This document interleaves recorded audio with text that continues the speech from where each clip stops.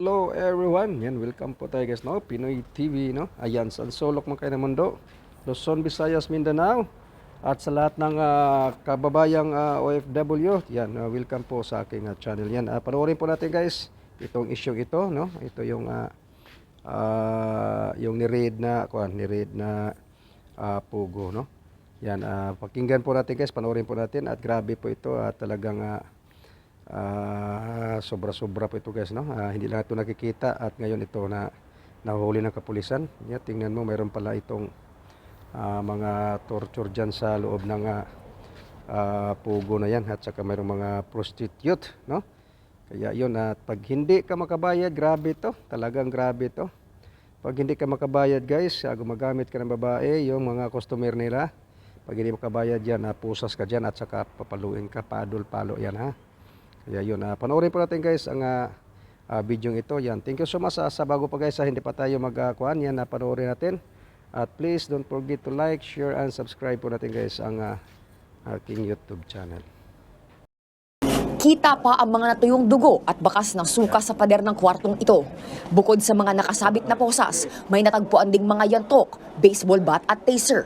Ang nasabing kwarto ang nagsilbi umanong torture chamber sa Pogo Hub na sinalakay ng mga otoridad sa Pasay noong Biyernes. Meron kaming witness na nagsabi kung ano yung mga purpose and ano yung gamit ng mga rooms na yon. We're still investigating yung mga sinasabi niyang allegations. Yung mga hindi daw nagbabayad ng utang, lalo kung sila ay gumamit ng mga prostitution rooms tsaka ng mga babae dito, yung merong mga atraso sa kanila, yun ang tinotorture. It corroborates the testimony of one of the witnesses na talagang may nagtotorture the Chinese na dito.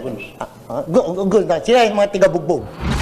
Ang torture chamber na yan, ilang hakbang lang mula sa KTV at motel ng gusali. Dito, pwede raw kumuha ng mga babae ang mga customer at magpa-extra service. Mayroon pang aquarium kung saan umano pwedeng mamili ng babae ang mga customer. Karaniwang mga Chinese na nakatira lang malapit sa Pogo Hub ang kanilang suki. May nakita ring clinic sa loob ng gusali. Inaalam pa kung lisensyado ba ang doktor na nagpapatakbo nito. Ni-raid ang nasabing Pogo Hub dahil Setyembre papaso ang lisensya nito pero patuloy pa rin ang operasyon. Halos 450 foreigners ang nahuli dahil sa posibleng paglabag sa immigration laws. Isa sa ilalim sila sa inquest ngayong araw. Pero kagabi, 3 Chinese ang nagtangkang tumakas. Naharang lang sila bago tuluyang nakalabas sa compound. Yung isang bintana kasi rito, yung mga bintana dito, mapapansin nyo may mga grills yan. Ano? They try to widen yung gap ng grills para makalabas sila. So, napalaki nila yung butas, then tumalon yung isa.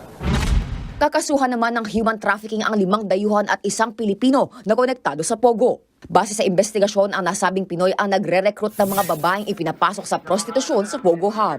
Ang ilan daw sa mga babae, hindi na pinapalabas ng gusali. May nakita silang advertisement na sinasabi na needed ng encoder.